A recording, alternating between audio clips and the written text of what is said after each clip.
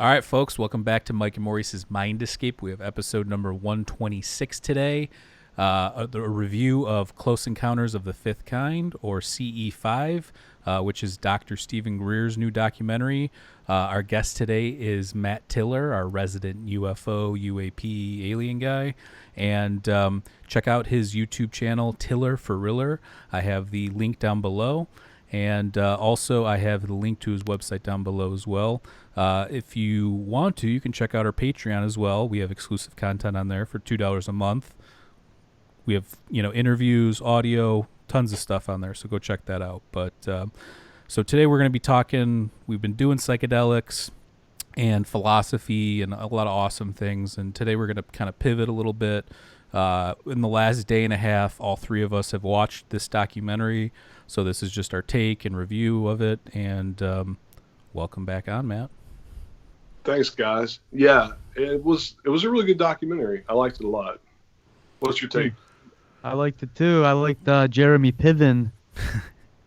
Yeah, I told my wife, I'm like, whose voice is that? That sounds familiar. I'm like, that's Ari Gold. What are we doing? This guy's gonna sell you on something, baby. But no. He was just. I liked his voice. It's kind of chill and mellow, as to the Mickey Rourke thunder voice from the other one. Oh man. I noticed that as well. Actually, it reminded me of the narrator from Unidentified, the series Unidentified. I don't remember that guy's name. I don't remember that guy. Is that the same guy as the voice of the Ancient Aliens guy? Is that same? I don't remember. I don't know. And just because I was so new to the scene here, I thought it was Sean Cahill. Like that's what I thought when.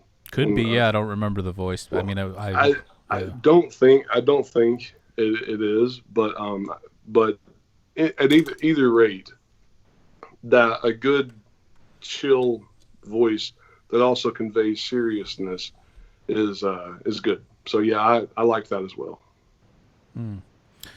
Yeah, well, okay. So anybody that hasn't seen any Steven Greer's documentaries, there's one.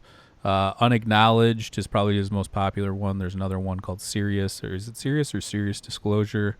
The Serious Disclosure Project, but I think the documentary was just called Serious. Okay. And that's the one where they reveal the Ada, which is the little Atacama desert skeleton that they found, which ended up just being genetic mutations that were... it's like aborted fetus, wasn't it? Yeah, it was something along those lines. Yeah, something like that. But I don't know if I really follow that whole narrative. There's still some mystery to all that, I feel. I know. Didn't Steven Greer tweet about it after? Like, he was like, I don't like the results. He's the same thing you just, like, he's like, I don't believe these or something. Like, I mean, I bet he would say that, but I don't know.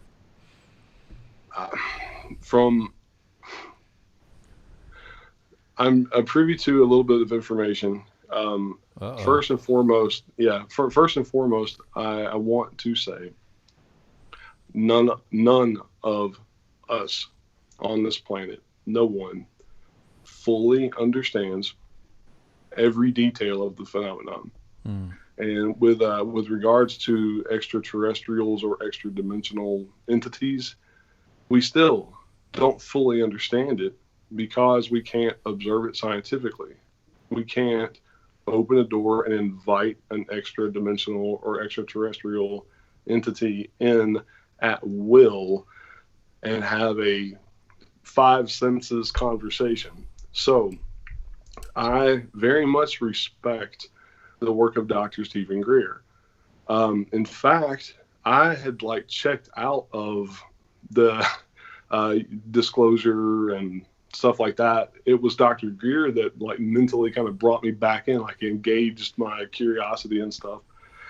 But whether it was intentional by him or whether it was someone on his team who was trying to really build this as a business or something to make CSETI strong, there were some incidences in the past that they appear to be deceitful. Now, do I think that Steven Greer was sitting at home and consciously thought, you know, let's hire another doctor to give us different test results or to interpret this data differently. No, I don't. But I can also say, from a working class perspective, if there's a professional that's going to invest their time and their money into your work, it's very tempting to give them what they want. You know, someone comes along that kind of, it's like you feel like you're doing a greater good, you know. So you abandon the scientific approach with the scientific process of like the methodology and the standard practices, and you measure the data, you interpret it for what it is, you remove yourself unbiasedly from the research and let it speak for itself.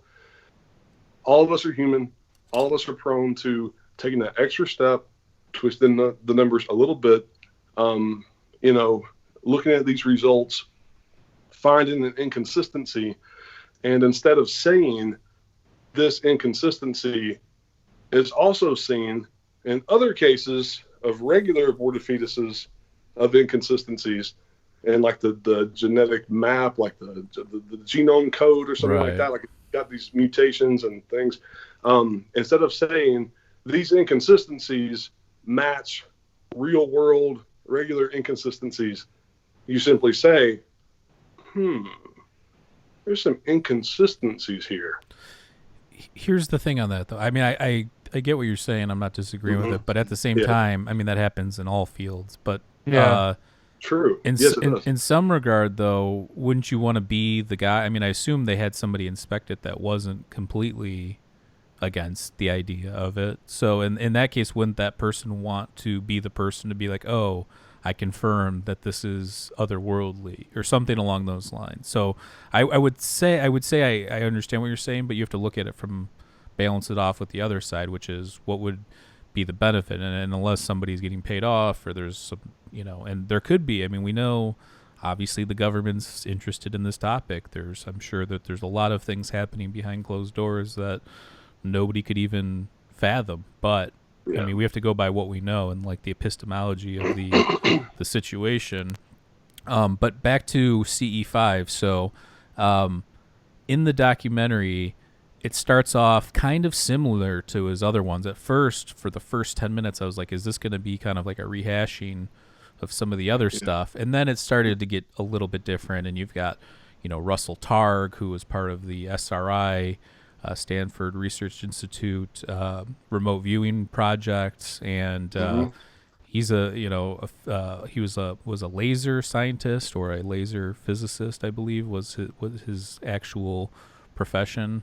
I don't remember in the scientific world what his profession was, but I do know that he worked alongside Hal Puthoff, and there's actually an app that he made called ESP Trainer.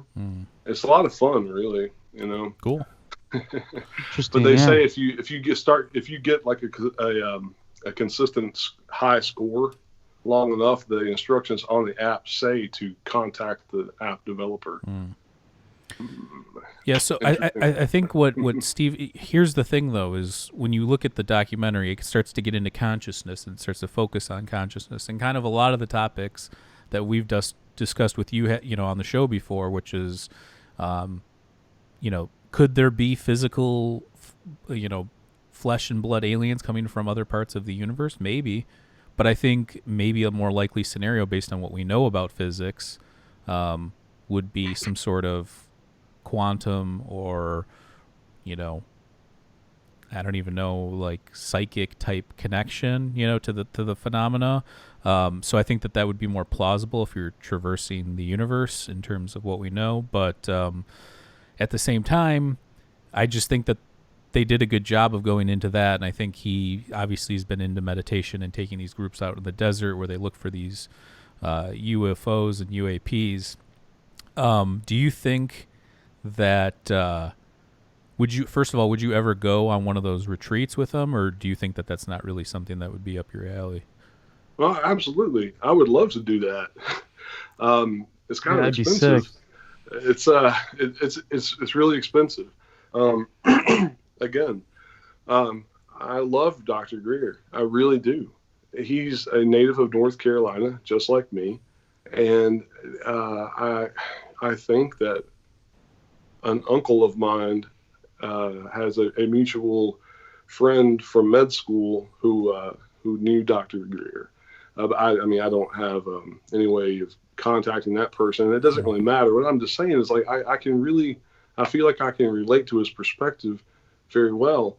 And with regards to meditation and things like that, yes. I mean, absolutely. There's always something to be said, even scientifically, from quieting your mind, being at peace. Even if you are a skeptic, you can think and perceive so much clearly, like so much more clearly, Yeah. clearer. Yeah, I forgot my adjectives there, adverb.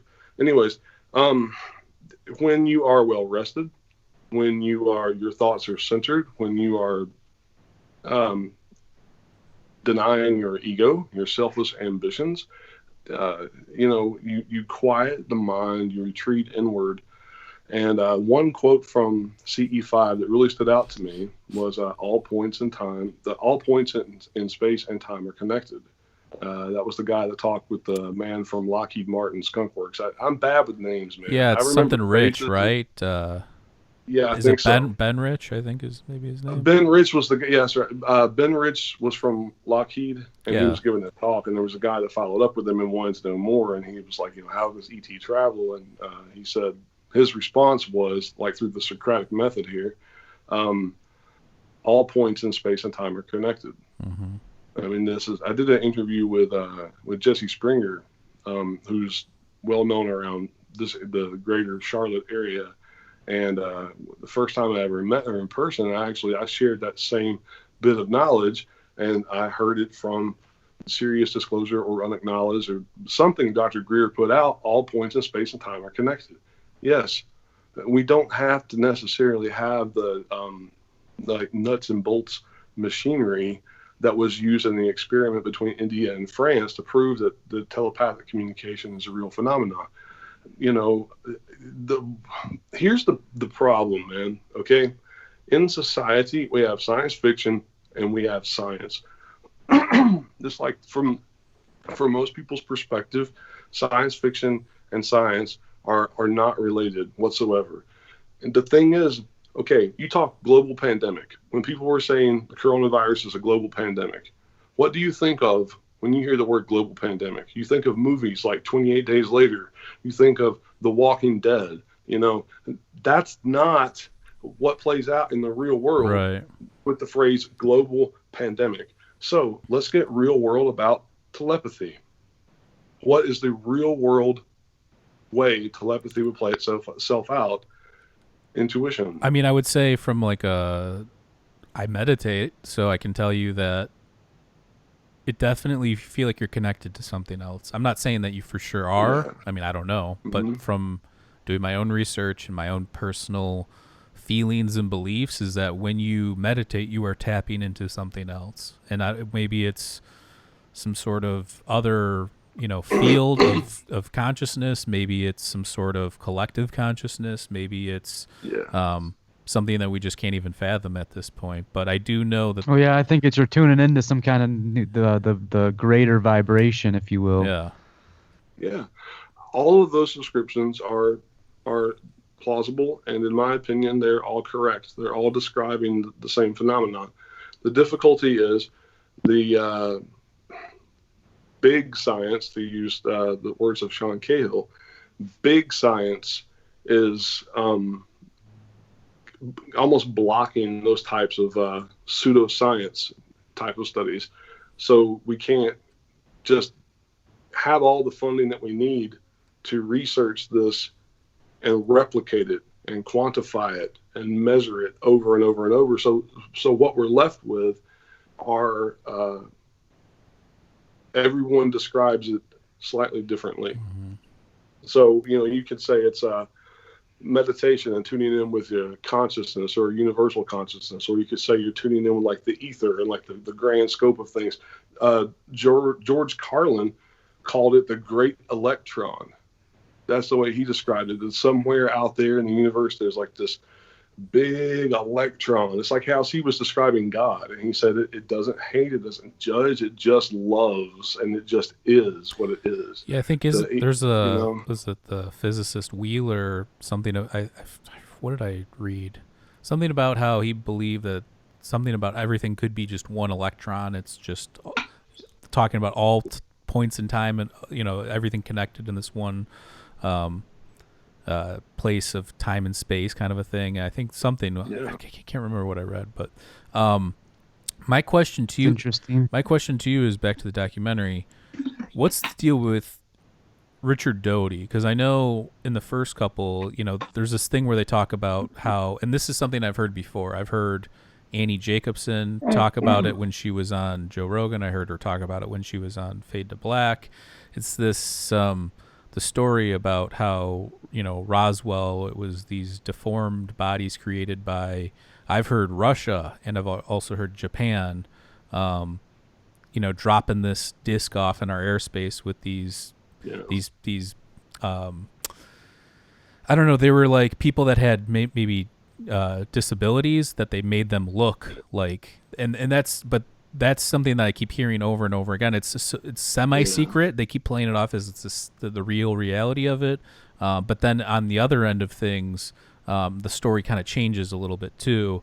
And to that point, so my thinking is why keep altering that story, number one, and number two, from, I don't know if you watch Project Blue Book, but the way that the Project Blue Book TV show made it seem is if even the people at the top were unsure whether it was a different country or otherworldly. So that's the kind of feel that. So what do you think was going on there? Because that's Richard Doty again talks about it in CE5.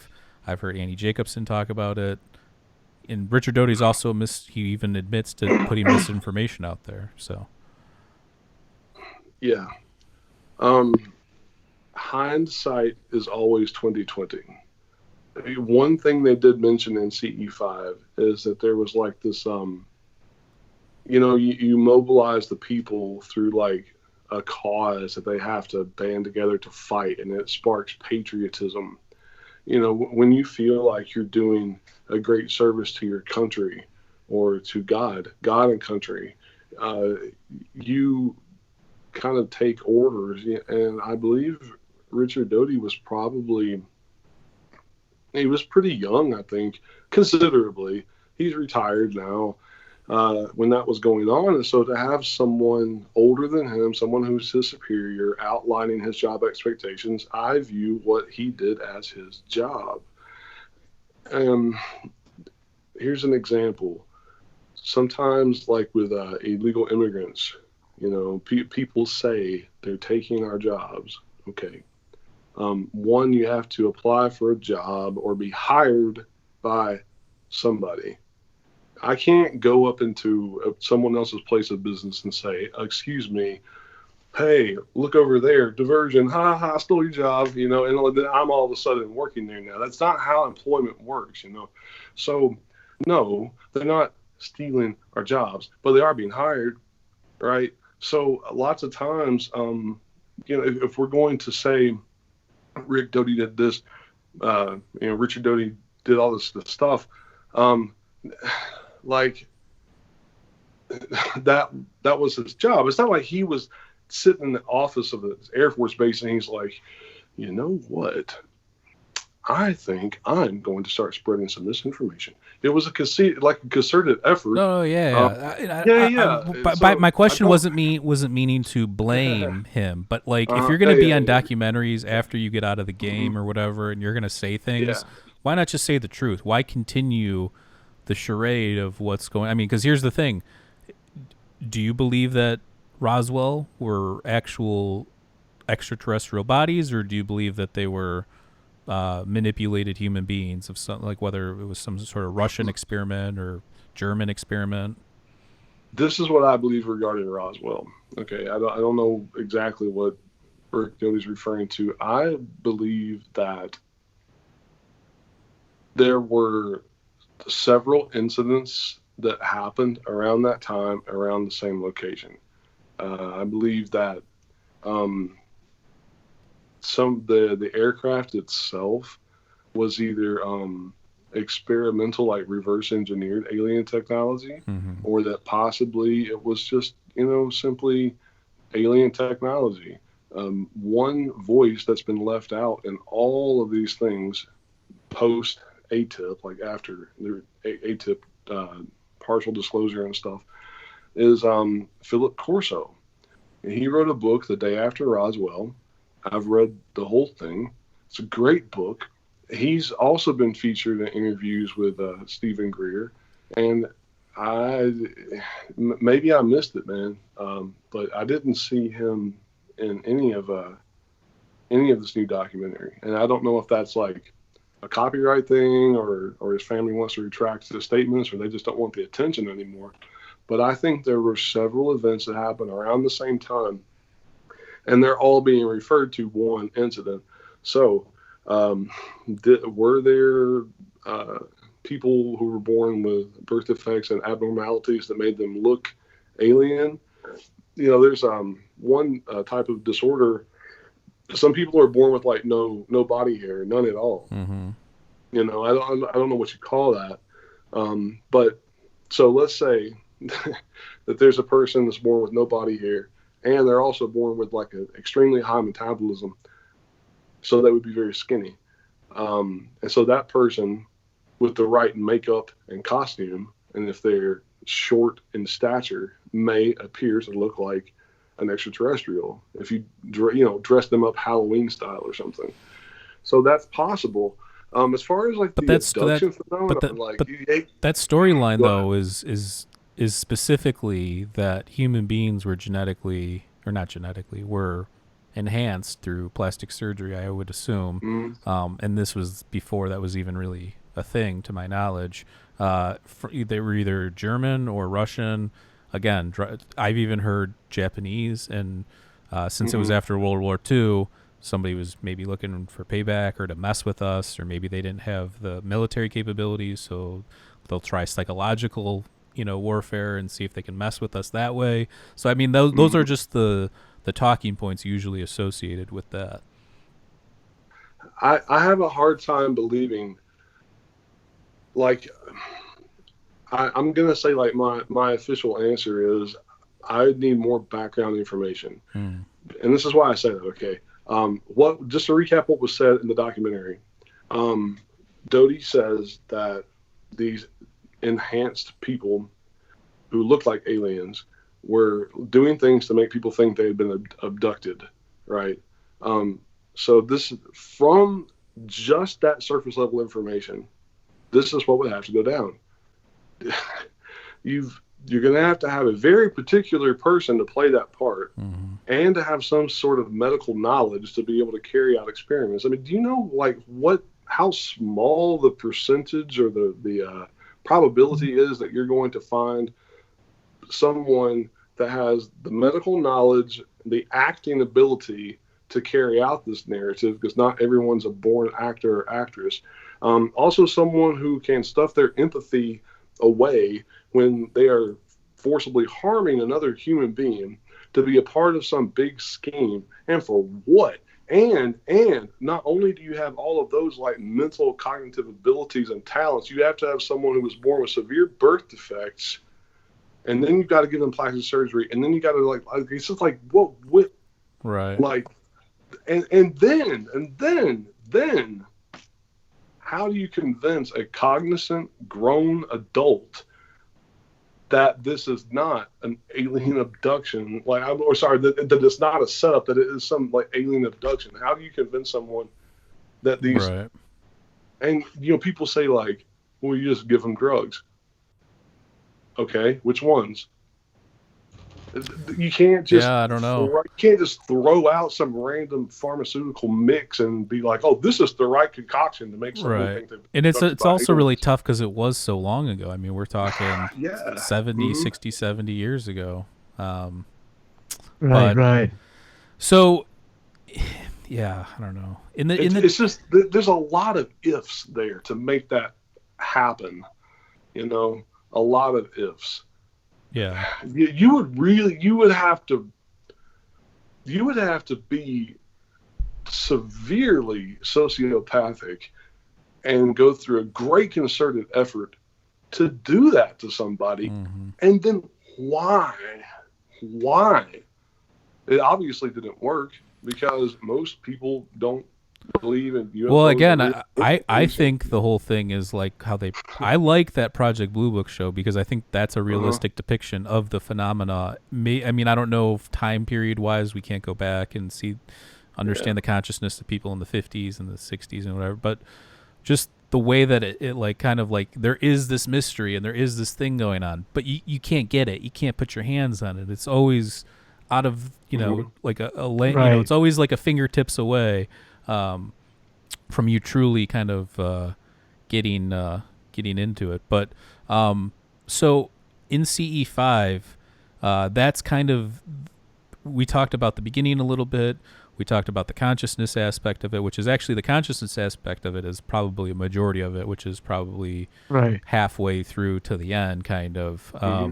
But in there, there's this thing that they do where, they talk about TTSA and how they're putting out the narrative of these things are potentially bad, and Steven Greer has the opposite.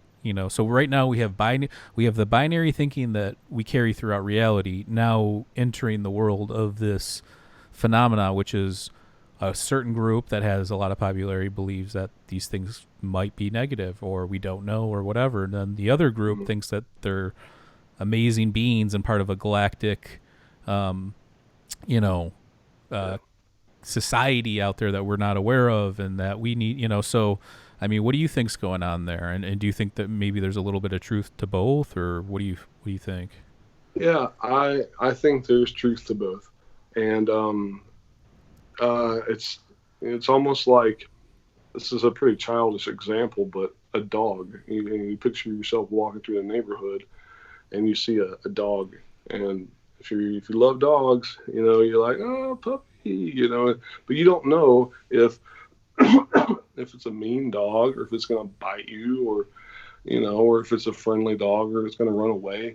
This phenomenon is much the same way. If we are going to concur that there's non-human intelligent life out there in the universe, which seems like the scientific probability of that is yes, there is, then we have to ask ourselves, is that intelligence like us in some way? Is that intelligence innately benign? Is it innately benevolent? Is it innately malevolent?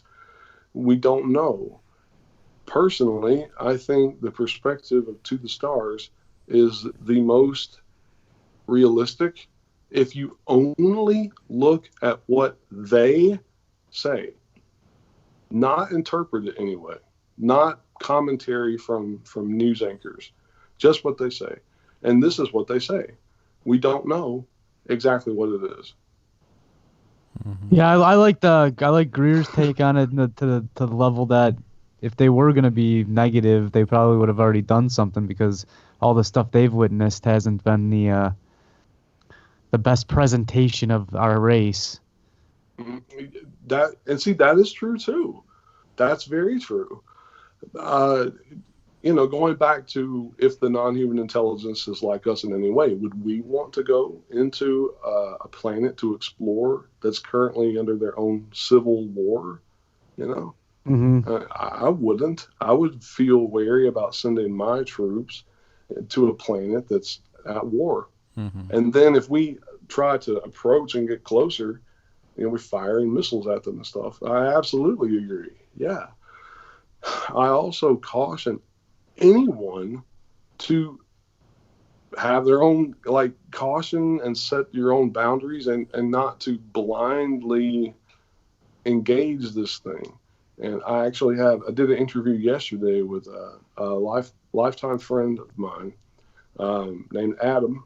And he and his family have some really, really interesting experiences, to say the least. And it's something I helped them gather evidence for oh man, over 20 years ago, a long time ago. I mean, we were barely out of high school or so. So, yeah, man, it can be dangerous. It can. Uh, Well, I mean, here's the thing: is do we look at it like through the human bias, Mm-hmm. perspective, which is that we mhm, only know what we know, and we know there's amazing figures like Jesus and Mother Teresa and people that want to heal and love and peace for humanity, and then we've got serial killers, or psychopaths, or so mhm, there is this range of mind that we have on this planet. So if you apply that true. to the universe, then yeah, maybe there are some malevolent, maybe there's some amazing ones, maybe there's some, I don't know, but that's the way, I think the only way that we can approach it, really, because, But I don't mean, we equate all the killers and stuff to a lower breed of human? The people that are mainly love and to helping others and things like that. That's what we consider like I'll an say this: evolved human being. I think evil people like that, there's something wrong with their brains. I mean, I think that they've Yeah. there's been serious studies done on that too. There's some people that have tumors that grow and it turns them into this psychopath, and then so you have to Hmm. look at things like that when you're discussing those topics too. And that's not to dismiss how terrible the things are that they do, but you do have to wonder what effect that does that have. But I want to get to the one thing here. So before we go forward, let's look at the epistemology of UFOs and aliens. And so the epistemology, the theory of knowledge, what do we know? What do we truly know? We know our government's interested in it. They have been for a Hmm. long time. We know people from ancient times have been seeing weird things in the sky. Some of them totally, you can rule out based on astronomical events and things like that, but then there's some that you can't. So those two. Number three would be that we exist. So if we exist in this massive, infinite universe, I think that there's a probability. Obviously, I mean, you have the Drake equation, which some people say is outdated, but even if you were to cut that way back and even get more definite with it on some of those points, you could still make that thing, crank out the possibilities. So, Yeah. so right there, those are just 3 points. I mean, we could go on and on and on, but Hmm. that right there, you have to at least acknowledge this thing and look at it from an open mind and say, what's going on here?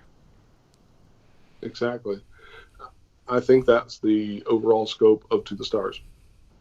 People are uncomfortable talking about the existence of extraterrestrial life. And the interview I did with Gary Hesseltine this past week, Yeah, that was good. towards I the end of, listened to that. thanks, man. Yeah, I was proud of that. It was good. And oh, Check that he out was on his YouTube channel if you haven't already. yes. I'm trying to stream a video version of that live, like where it's you can see him and you can see me like side by side. Mm-hmm. I was just having trouble getting the live stream to work, but anyways, towards the end of the interview, he was talking about people being afraid of the UFO phenomenon or blah blah blah, and I mentioned that people are like that too. Like they feel he said that they feel vulnerable. People feel vulnerable when they are confronted with even the idea that there's an extraterrestrial intelligence out there. Mm-hmm. And like when I hit the street in Nashville, talking with people at random uh, about whether or not they thought extraterrestrial life was out there, if we're alone in the universe, and I got almost like clockwork, man. I got all the different answers you would expect. I got some people that were like definitely, absolutely. Others were like probably, but it's not visited here. And then I had one young lady that was like, no, we are alone. We're absolutely alone in the universe, you know. uh, and the conversations that we got into were really good. I mean, I think if you're being But true to yourself, with you have to entertain that too. That we are all there is. yeah, I think that if you're not pondering that, then you're not really going through the full range of speculation and mhm. thought experiments. Yeah. I Good point. agree. And what To the Stars is doing is they're trying to reach people in a non-confrontational way through the entertainment side. With the entertainment, like with Secret Machines, the fiction series, the first book is Chasing Shadows, right?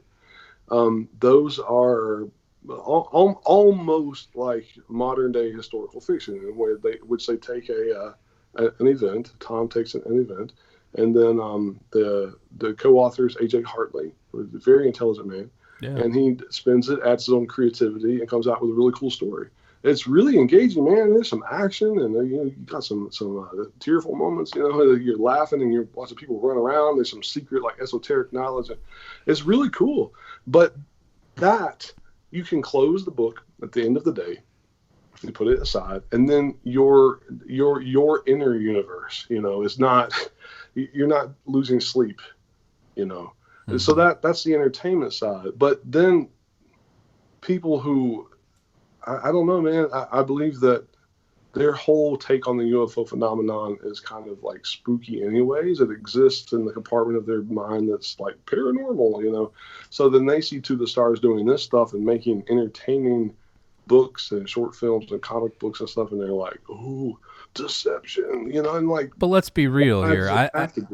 I'm Yeah, super fascinated with this topic, and I love talking about it. But if I was sitting out in my living room tonight watching TV in the dark alone, and an alien walked in the room, I'd shit my pants. Call me Joaquin Phoenix, baby.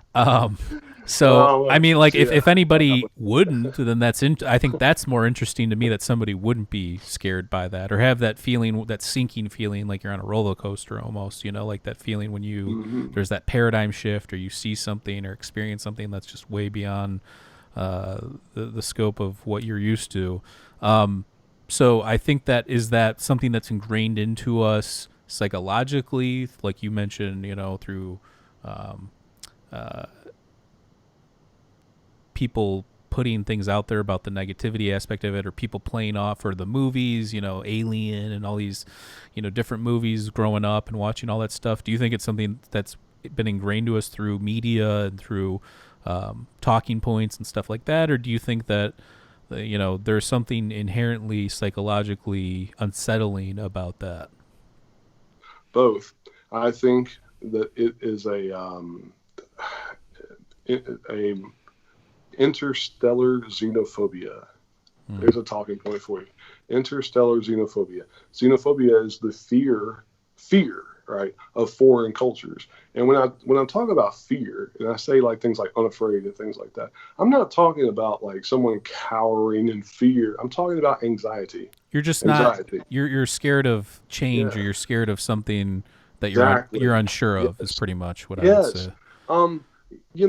I've even challenged people before, mainly through Reddit. Wink, wink. Hi, Reddit. You go out in front of your gas station, local gas station, start telling people as they come in the door, there's a secret alien base near Catalina Island off the coast of San Diego. Watch how fast the police are called to escort you away from the premises. No one wants to talk about that. But if that is real, if that's the reality we're facing, we have got to find some way to communicate that to the masses in a non-threatening way. If that is true, we have to find a way to communicate it. Yeah. That's it. That's it. And that's why I'm here right now talking with you guys. Seriously. Well, we appreciate it. That's why I'm here. I think that I think Maurice/Kevin has something to say.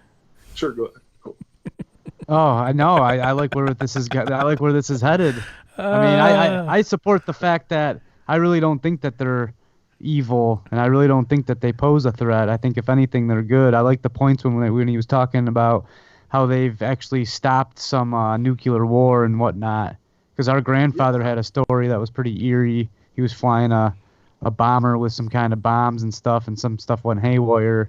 We're not going to get into all that, but we talk about it on one of our early episodes with John, our Uncle John, John Hogan. Which episode? I don't know. No. Just it's one of. I think we talk about ancient Egypt. It's one of our early episodes. Mm-hmm. So if you're interested in that story, we talk about it on there.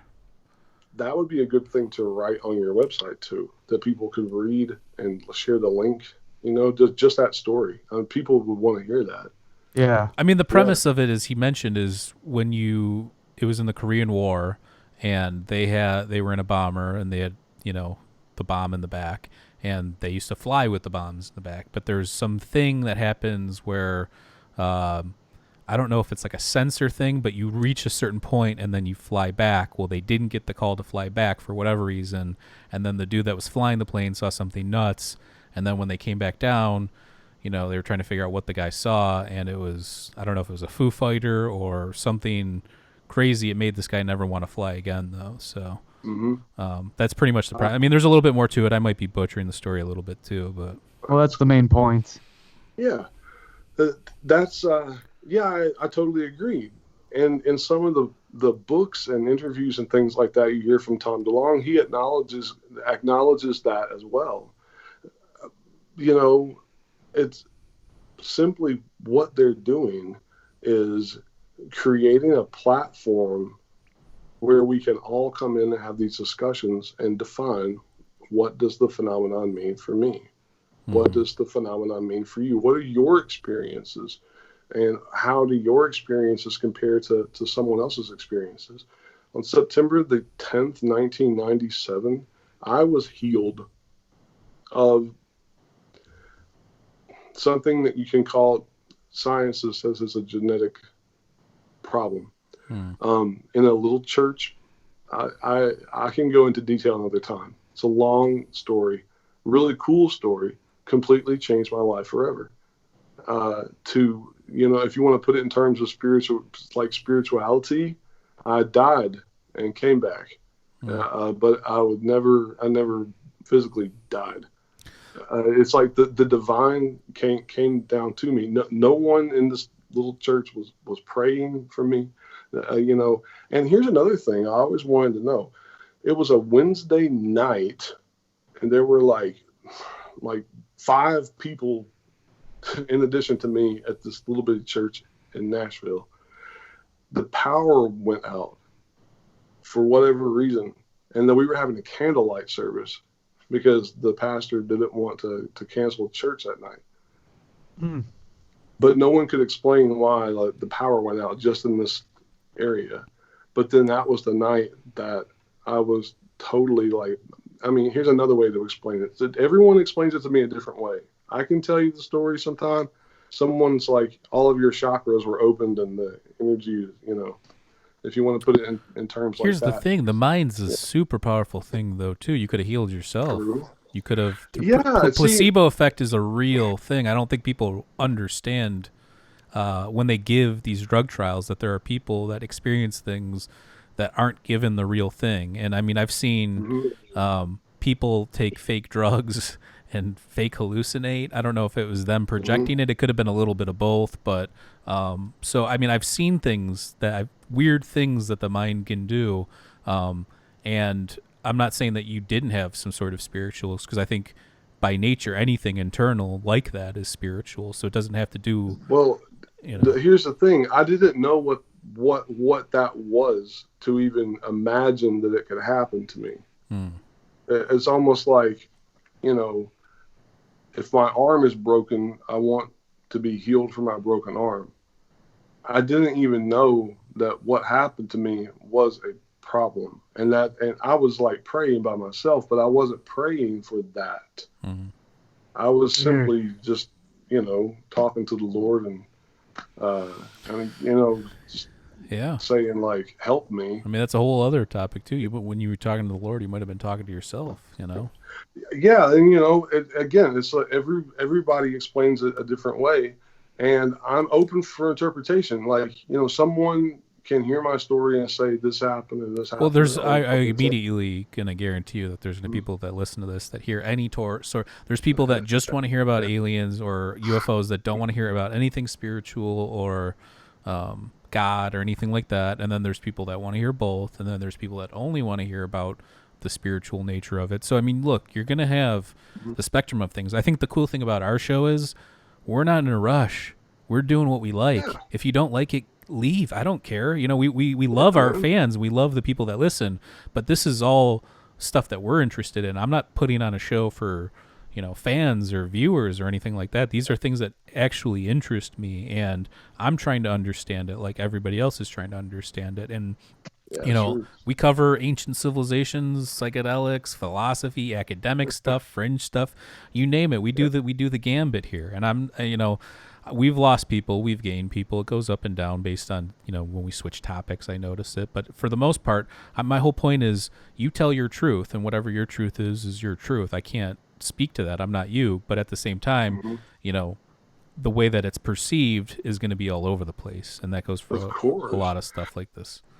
Preach on now. I'm cool with that. Like I'm not locked into it's this or it's that. Right. I think that's a good approach, because when you get locked into that, then you're gonna have to commit to one area, and the whole thing is to be. I always think that the truth lies in somewhere in between, and it's been proven and proven again. Yeah, you're right. And Lou Elizondo said in an article on Medium, it's like all science is paranormal until it isn't. I think that's what he said. All science is paranormal until it isn't. It isn't. Gravity was paranormal. I mean, Thales, the first natural philosopher, scientist from ancient Greece, thought that magnets had some sort of sentience or consciousness because of the repelling action. That's a good point. So, I mean, we've proven. I mean, Richard Feynman's got a good video on that. People can go check that out. That's pretty intense, but sure. Yeah, that's cool, man. Back to C. SETI. Alleging, in my opinion, that To the Stars is doing some like covert disinformation act. I doubt it. What worried me a little bit was this.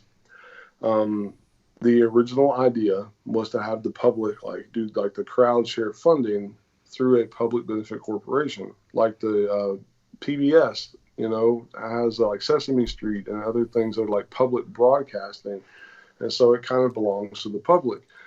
So what they were doing was creating a platform, creating a business in which all of this information and all of the developed technology would belong to the public, anyone who invested, right?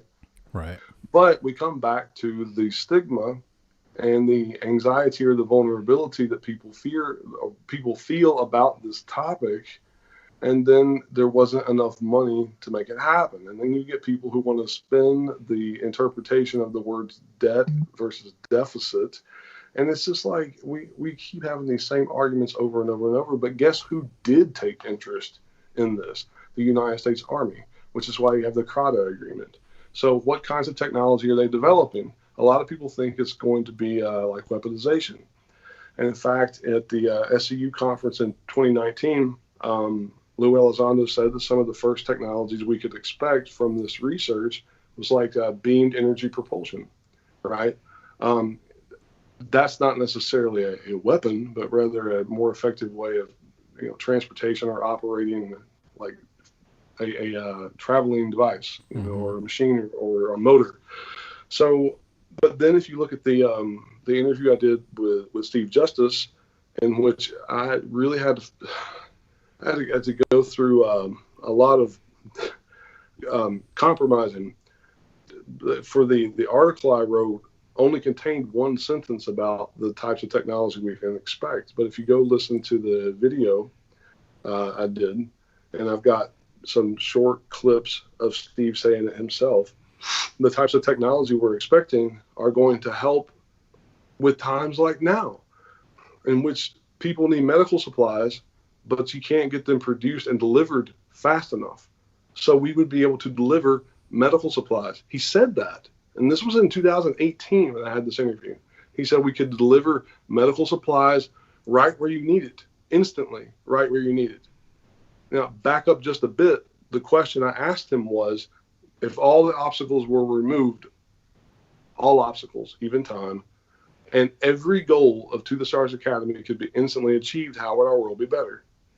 And that's when he was talking about that we'll be able to deliver supplies to victims of natural disasters We could. He talked about the golden hour in medical crisis. I mean, we're in the middle of a medical global pandemic.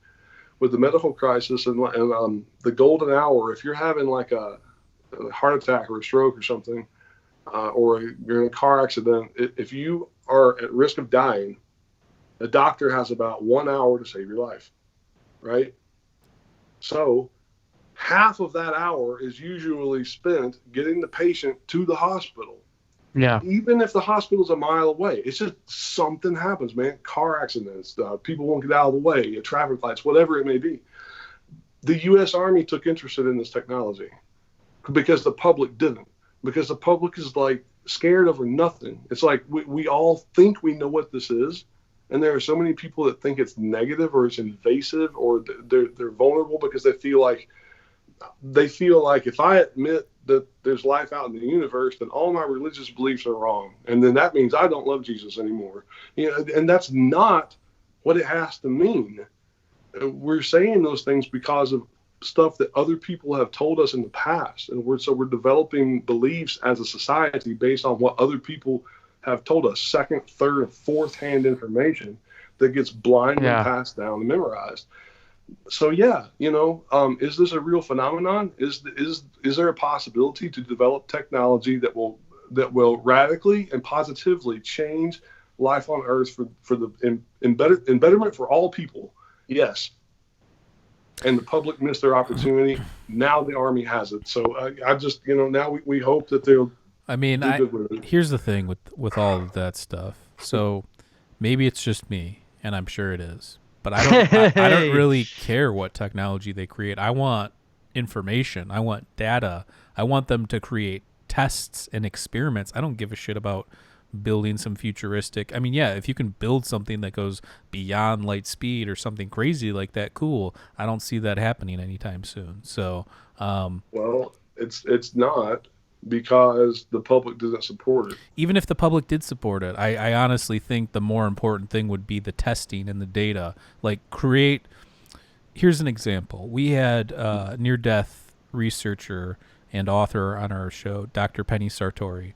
And was in, end of life, wings of hospitals, experiencing people that were dying and going through that moment of death. And she tried to create an experiment where she created targets. So when the body, you're out of your normal consciousness or you're dead or you're, whatever, if you could notice the targets when you come back or when you're brought back to life.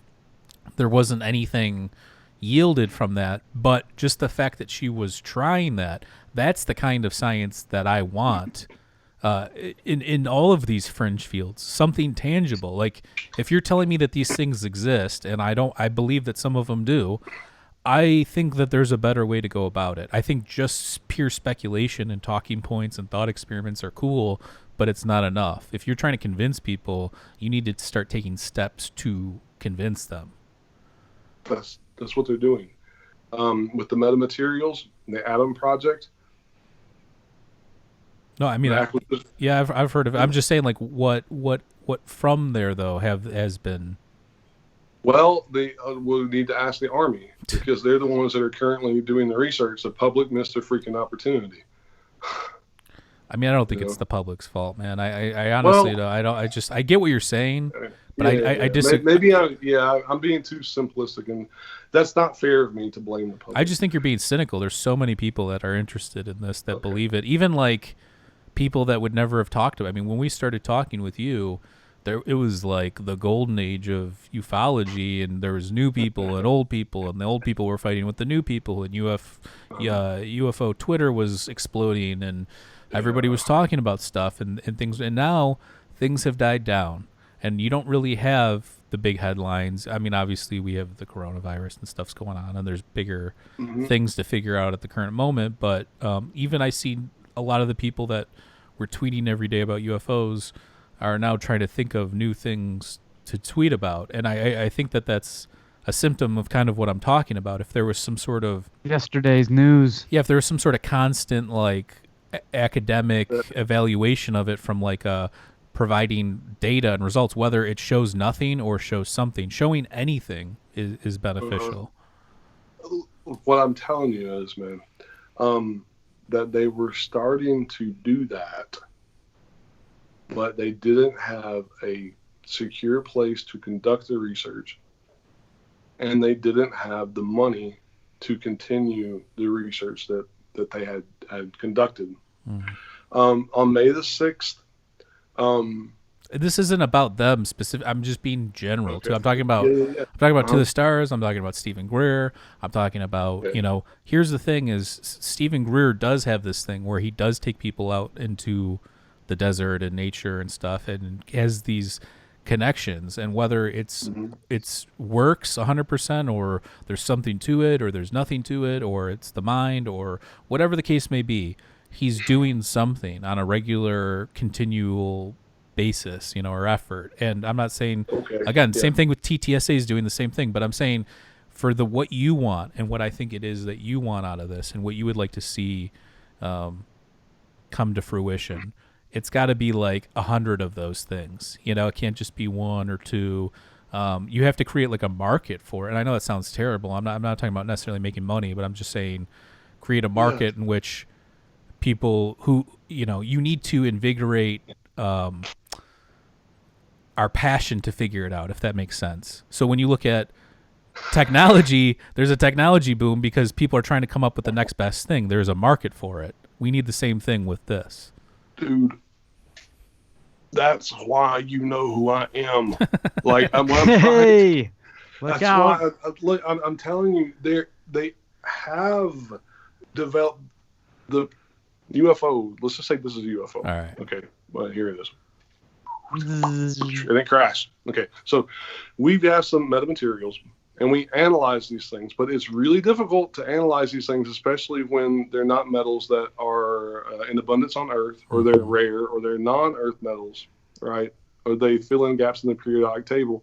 To understand how this thing flies, what Steve Justice said in the interview was, we have a giant detective work here to do because we don't know what we're looking at. This could be to rehash the conversation he and I had, and I did not put everything on YouTube because that wasn't the original intention. They knew I was recording and stuff, and I sent them a draft of everything I wanted to put in the article. I'm going off on a bunny trail anyways. So how do we know this is not the carburetor of a 68 Chevy? We don't know. So we have to run tests and analyze it and figure out if this is part of a carburetor from a car. That takes money and time. Or if we have this and we're like, this did not come from our world. What is it?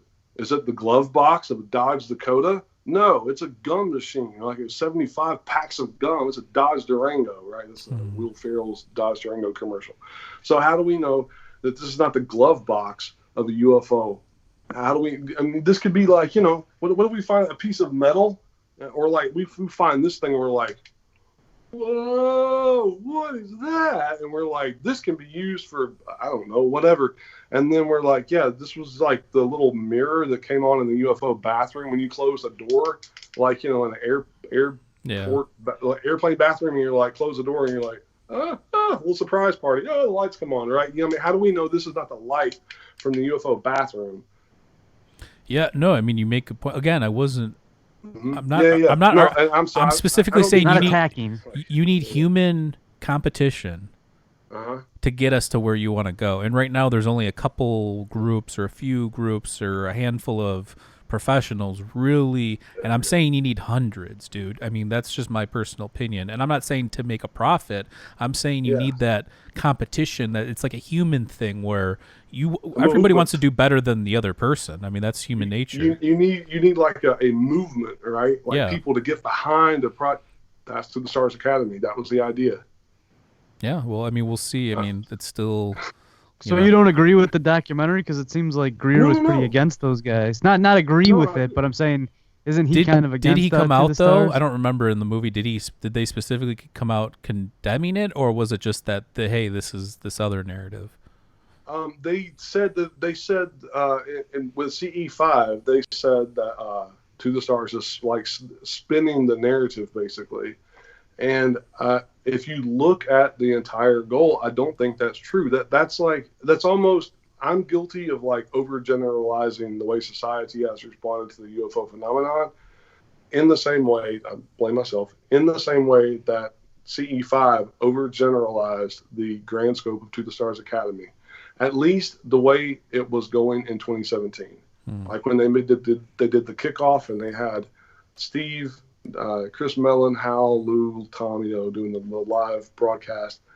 Those intentions were 100%, in my opinion, 100% pure. They were good.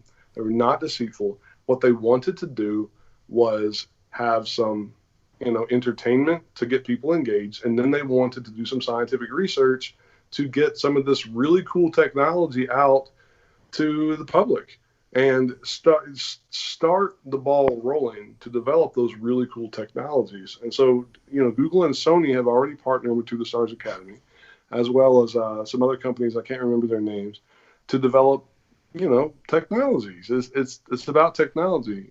The goal I would like to see from that is that our environment is improved and that we can not sit in rush hour traffic for 90 minutes every day to travel 3 miles. I mean, just simple things like that, that improve the life for everybody. That's what the definition of technology is something that makes life easier. So it's a pencil sharpener technology. Yes, it is. Well, that's the dichotomy of the situation, though, right? Because you have To the Stars, and they want to provide that technology, like you said, by building it themselves or using these materials or figuring things out. And then you have Dr. Steven Greer saying, we already have it. We know about it. It's just being kept away from us. That's true, too. And could there be some sort I mean, why not just join forces and create some super, Yeah, that's what I say. And I think that doesn't make any sense. Like that. I think very early on it might have been that way. This is what I would like to do. Like if I personally, again, if I ask myself the same question, like I asked Steve Justice, if all obstacles were removed and my personal goals, to help the world could be achieved, I would want people to not feel so vulnerable, to understand that we're not alone in the universe. I would also want us to stop burning gasoline and sending the smoke into the air every single freaking day. Like, I would love for some sort of technology to replace that. And I'm not saying like, well, that's the only benefit to what's going on right now, right? Is nobody's really driving anywhere. Oh yeah. Oh, the sky is so beautiful. I mean, it really is. I look up and it's like, it's so bluer than I've ever seen it, man. The sky looks so beautiful. In fact, a friend of mine from Argentina and I were talking, and she said, English, she speaks fluent English, but that's not her first language. She said they're having like skyquakes, where it's like, it's not thunder, but it's like the sky is reacting. And I was like, man, I wonder, we've had the same types of phenomena, not more so in March, is the earth cleaning itself now? Like, and maybe we never noticed it because the tubes were clogged up. Well, there's something to that, what you just mentioned. There was a scientist that tweeted out a study that the surface of the earth is like having all sorts of tiny earthquakes, and I'm sure when I don't know if you were paying attention, but there's been a lot of volcano eruptions lately. There's also been a lot of seismic activity. I have it ready to go. I don't know when we're going to do it, but I have a super volcano episode ready to roll that I put together. But this whole thing about people and cars not being on the road definitely probably has an effect on the Earth's surface somewhat. It's probably not intense, but there is some sort of an impact, just like there's an impact from not using, burning oil and burning carbon emissions, that kind of thing. True. That's cool to think about. Yeah, there have been more earthquakes.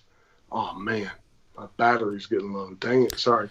Am I still there? You're still here. Yeah. How much time okay, you cool. want to wrap it up here with a couple? Yeah. We probably need to. But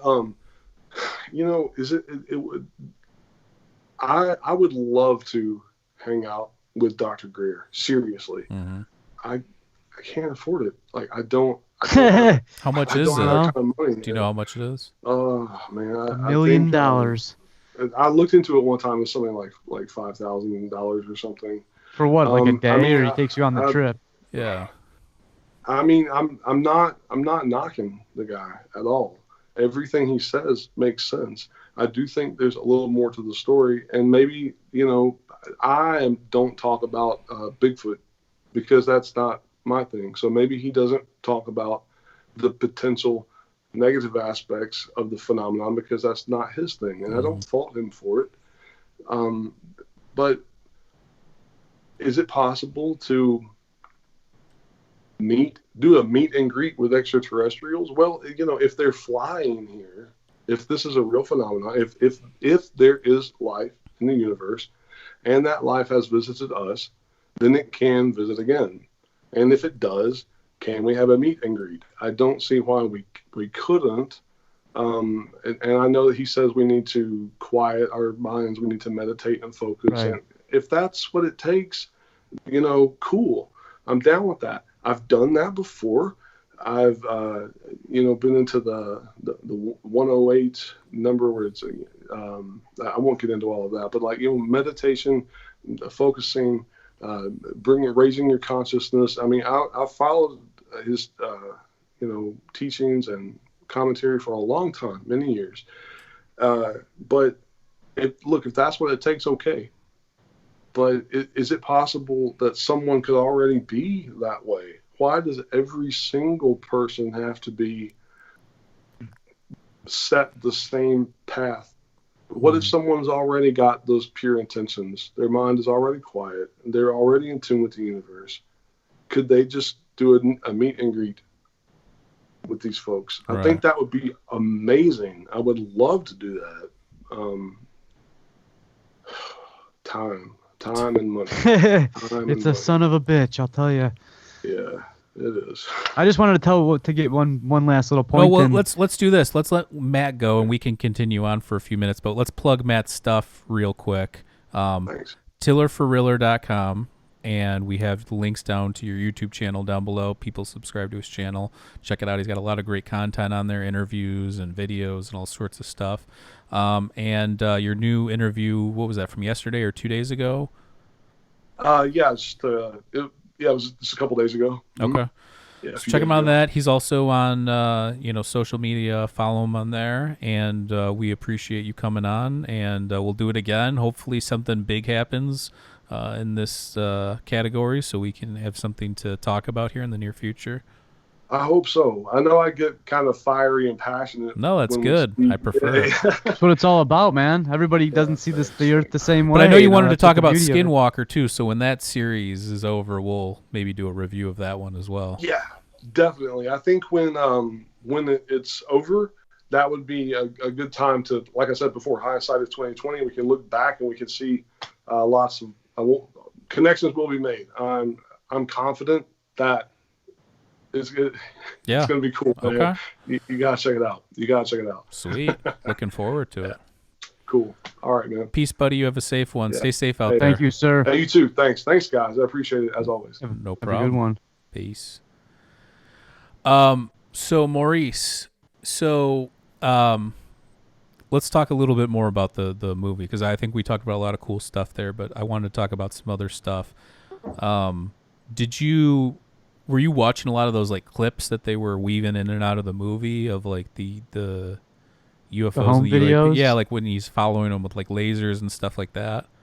Yeah, it actually reminded me of your stepbrother's laser that we used to shoot up in the sky, because you can get into some serious trouble if you actually hit a plane with one of those. Did you see the one, though, from Auburn Hills that they had? I did. It was Yep. like a triangular craft. That thing was whizzing by pretty swiftly as well. Yeah, some of them were better than others. Some of them look like, I don't even know, drones maybe, but yeah, some of them were pretty damn compelling. That one where it looked like there was like a portal and stuff was dropping out of it. Again, I don't know how enhanced these things are, but that thing was pretty intense. What about the pictures that they were taking when they were in their groups of the supposedly aliens that were around them, the multi-dimensional beings or whatever? The triangle face. Yeah. I don't know. That stuff's it's hard to tell, man. Well, you're a professional photographer. That's why I wanted your take on it.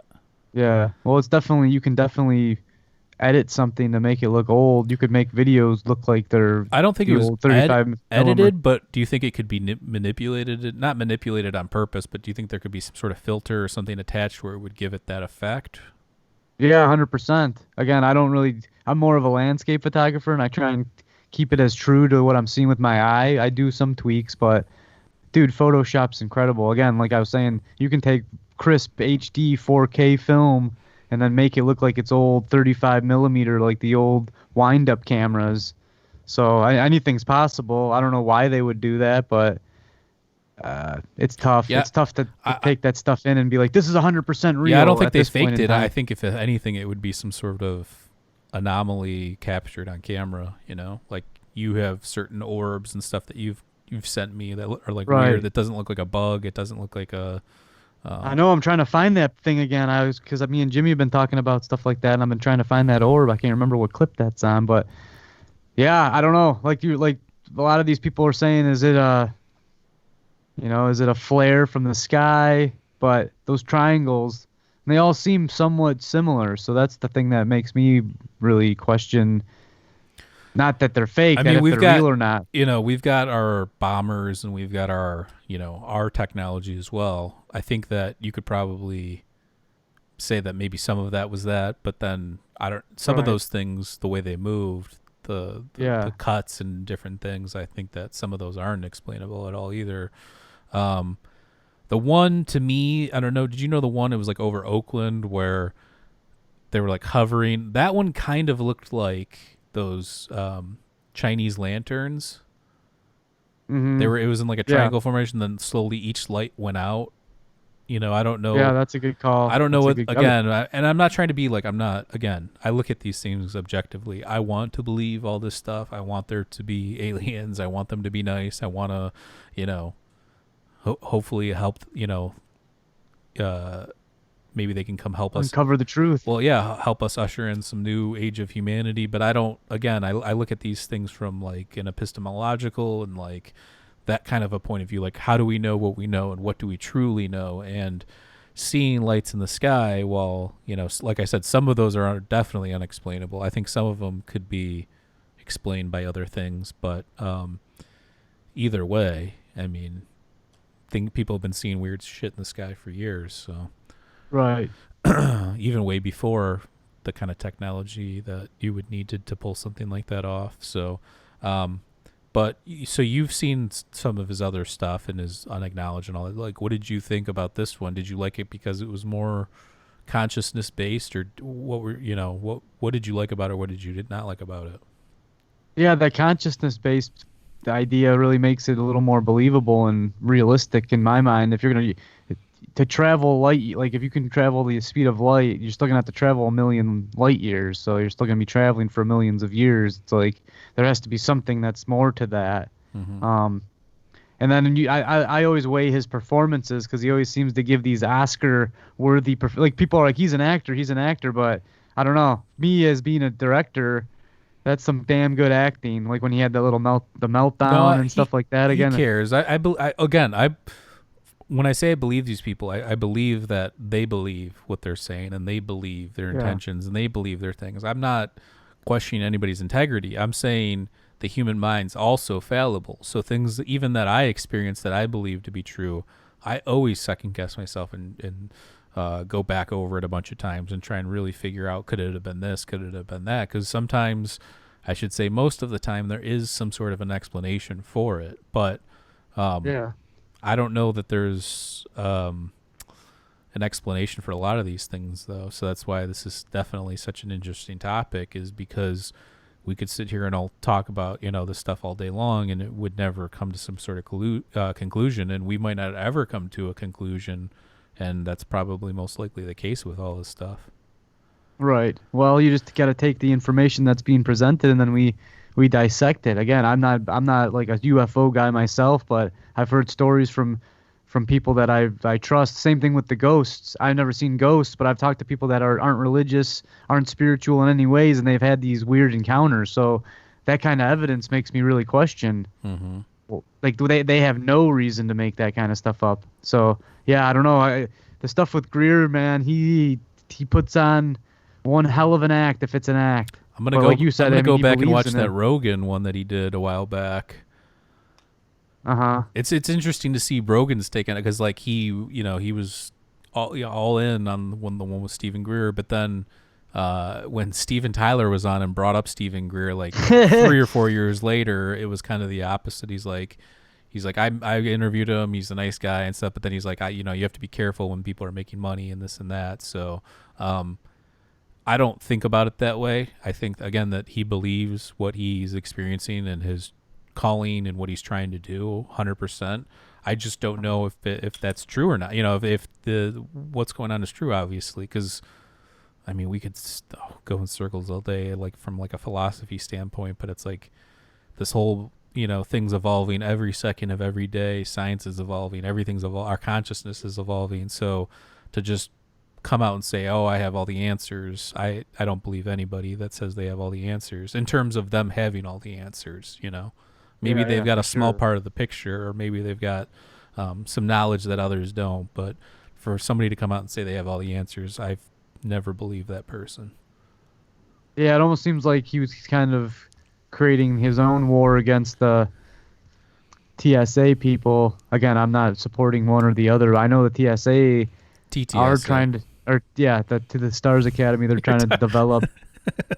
You know what I'm saying? Everybody that's tuned in know what up. But no, like they have like plans to make fictional TV or fictional movies. So who knows what their intentions are? Clearly, they're trying to make some kind of money because you can donate to them. But again, Right. What are they doing with the money? How much is actually going to the projects? It's all interesting, and it's all.